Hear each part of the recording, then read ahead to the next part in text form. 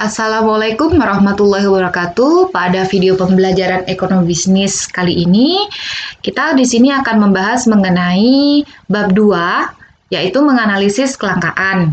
Pada poin A, kita bahas mengenai kelangkaan. Kelangkaan juga disebut dengan scarcity.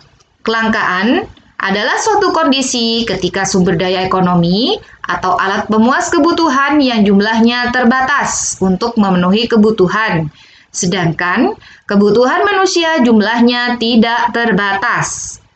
Kelangkaan semakin nyata ketika manusia memanfaatkan sumber daya ekonomi, seperti yang pertama, sumber daya alam. Sumber daya alam digunakan dalam proses industri dan jasa. Kelangkaan sumber daya alam juga berpengaruh terhadap rantai persediaan, baik lokal maupun internasional. Contohnya, seperti yang terjadi pada pabrik kertas di Serang, Banten, yang membutuhkan bahan bakar minyak untuk menjalankan proses produksi mengalami hambatan karena persediaan bahan bakar minyak di Indonesia menipis. Maka, pabrik kertas itu terpaksa membeli bahan bakar minyak dari wilayah bahkan negara lain, misalnya Kuwait. Hal ini mengakibatkan peningkatan biaya transportasi agar kebutuhan pabrik terpenuhi. Kemudian, kelangkaan juga terjadi pada lingkup tenaga kerja, yaitu pada poin 2. Kelangkaan terjadi pada ruang lingkup tenaga kerja, yaitu dalam perencanaan pembangunan dan pengelolaan industri. Kerap terjadi kekurangan tenaga ahli. Oleh karena itu, tenaga ahli menjadi langka dan biaya pun menjadi terlalu mahal. Kemudian pada poin 3 yaitu modal, kelangkaan juga terjadi pada persediaan modal. Contohnya, di Indonesia masih mengalami berbagai kendala dalam persediaan modal. Modal yang dipergunakan tidak hanya dalam bentuk uang, tetapi juga bahan baku, gedung, dan mesin-mesin. Untuk mendapatkan modal, di Indonesia harus meminjam pada negara lain atau lembaga keuangan internasional. Dan pinjaman tersebut mengandung bunga dan cicilan, yang proses pelunasannya dapat mempersulit perekonomian dalam negeri. Kemudian, pada poin 4, kelangkaan juga terjadi pada keterampilan kewirausahaan. Indonesia membutuhkan banyak tenaga, terampil, kreatif, dan inovatif untuk mengelola faktor-faktor produksi. Dengan demikian, Indonesia dapat menghasilkan produk bermutu dengan harga yang dapat bersaing dengan produk luar.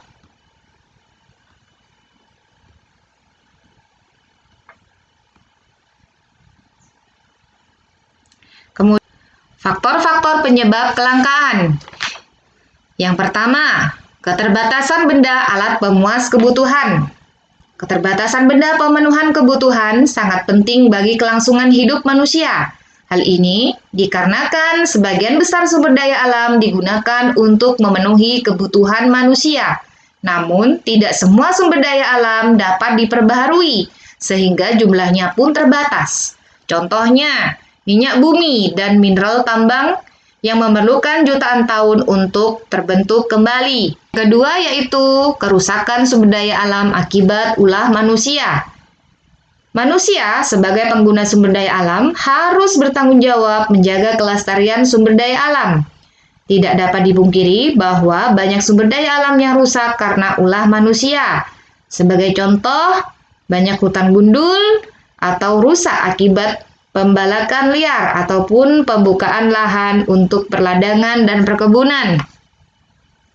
Kemudian, faktor yang ketiga yaitu keterbatasan kemampuan manusia mengolah sumber daya ekonomi. Manusia memiliki keterbatasan untuk mengolah sumber daya ekonomi. Keterbatasan ini disebabkan oleh rendahnya penguasaan teknologi dan kekurangan modal. Akibatnya, terjadi ketidakefisienan dan ketidakefisienan dalam pemanfaatan sumber daya ekonomi. Kemudian, faktor yang keempat, peningkatan kebutuhan yang lebih cepat dibandingkan penyediaan sarana pemenuhan kebutuhan. Seiring berjalannya waktu, tingkat peradaban dan juga jumlah manusia yang semakin meningkat. Kondisi ini menyebabkan jenis dan jumlah kebutuhan juga semakin berkembang dan beragam. Di sisi lain, produksi atau penambahan alat pemenuhan kebutuhan belum dapat memenuhi kebutuhan yang ada, sehingga terjadi kelangkaan. Untuk selanjutnya, kita bahas mengenai kebutuhan manusia. Kelangkaan akan semakin jelas jika dihubungkan dengan pemenuhan kebutuhan. Setiap individu memiliki kebutuhan yang tidak terbatas. Maka di sini kebutuhan sendiri didefinisikan adalah segala sesuatu yang dibutuhkan manusia untuk mencapai kemakmuran. Untuk mencapai kemakmuran, manusia memerlukan alat pemuas kebutuhan. Adapun jenis-jenis kebutuhan dapat dibedakan sebagai berikut. Yang pertama, jenis kebutuhan berdasarkan tingkatannya. Terdapat 3 macam. Yang pertama, kebutuhan primer. Kebutuhan primer adalah kebutuhan manusia yang dapat dipenuhi untuk melangsungkan hidupnya. Agar hidup layak, maka manusia harus makan, harus berpakaian, dan mempunyai tempat tinggal. Kebutuhan primer juga disebut dengan kebutuhan utama. Kemudian, yang kedua, kebutuhan sekunder, juga disebut dengan kebutuhan pelengkap.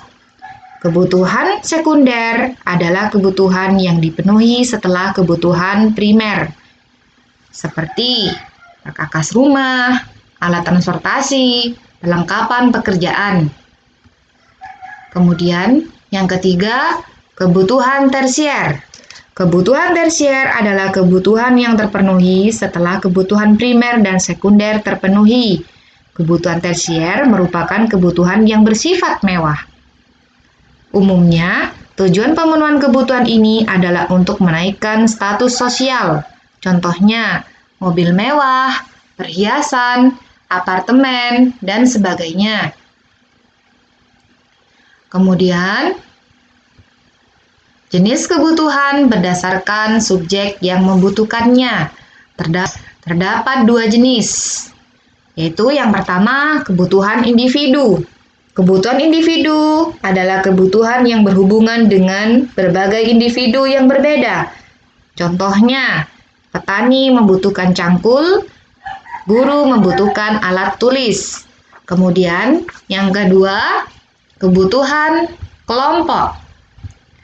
Kebutuhan kelompok adalah kebutuhan yang berhubungan dengan masyarakat atau disebut juga kebutuhan sosial. Dan kebutuhan kelompok ini biasanya digunakan oleh orang banyak. Contohnya, jembatan, rumah sakit, sekolah, dan lain-lainnya. Berikutnya, jenis kebutuhan berdasarkan sifatnya. Terdapat 2 jenis. Yang pertama, kebutuhan jasmani atau biasa kita sebut dengan kebutuhan fisik. Kebutuhan jasmani adalah kebutuhan yang berhubungan dengan tubuh manusia. Contohnya, olahraga, makan, minum, obat-obatan. Kemudian, yang kedua, kebutuhan rohani atau kebutuhan kejiwaan. Kebutuhan rohani adalah kebutuhan yang berhubungan dengan kejiwaan seseorang, seperti motivasi, ceramah agama, dan nasihat. Kemudian, yang keempat, kebutuhan berdasarkan waktunya. Terdapat 2 jenis. Kebutuhan sekarang. Kebutuhan sekarang juga disebut dengan kebutuhan saat ini. Adalah kebutuhan yang tidak dapat ditunda pemenuhannya dan harus dilakukan saat ini. Contohnya, ketika sakit, kita harus segera pergi ke dokter. Berikutnya, yang keempat, kebutuhan berdasarkan waktunya. Terdapat 2 jenis. Yang pertama, kebutuhan sekarang, atau biasa kita sebut dengan kebutuhan saat ini. Adapun definisi dari kebutuhan sekarang adalah kebutuhan yang tidak dapat ditunda pemenuhannya dan harus dilakukan saat ini. Contohnya, ketika sakit kita harus segera ke dokter. Kemudian, yang kedua, kebutuhan yang akan datang atau biasa disebut dengan kebutuhan masa depan. Kebutuhan masa mendatang atau kebutuhan yang akan datang adalah kebutuhan yang dirancang atau direncanakan untuk memenuhi kebutuhan pada masa depan. Contohnya, menabung. Orang tua menabung atau mengikuti asuransi pendidikan untuk mempersiapkan biaya kuliah anaknya.